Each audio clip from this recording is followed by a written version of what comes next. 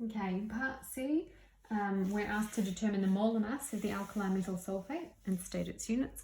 So molar mass, we can work that out using a sample mass over the number of moles. So the molar mass of our unknown metal sulfate, we go back to the question, we can see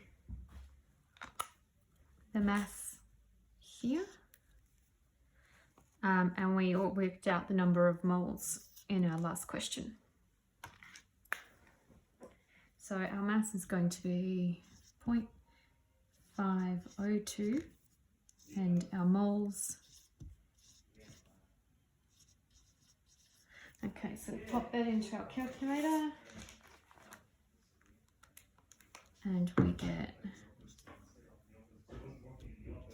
174, and our units are going to be grams per mole. Okay, so part D is to deduce the identity of the alkali metal.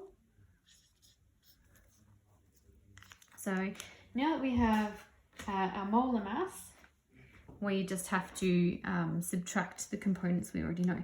So here's our molar mass. So we would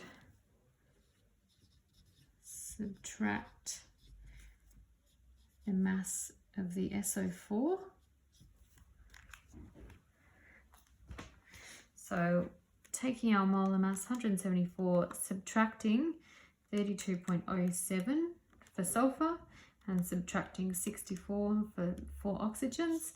So that means the mass of X2 alone is 77.93, and therefore to halve that, a single mole of the metal, divide that by 2, we get 38.9. Well, actually we'll round that up.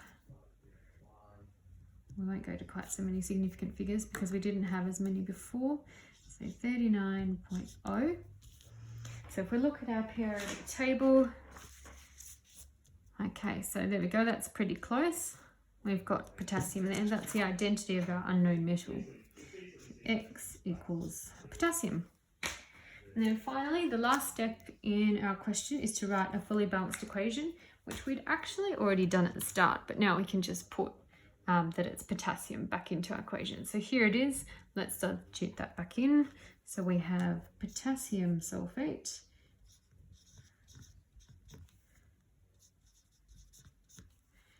plus barium chloride, both of those aqueous, react to form barium sulfate, the precipitate, and 2 potassium chloride aqueous, and we're done.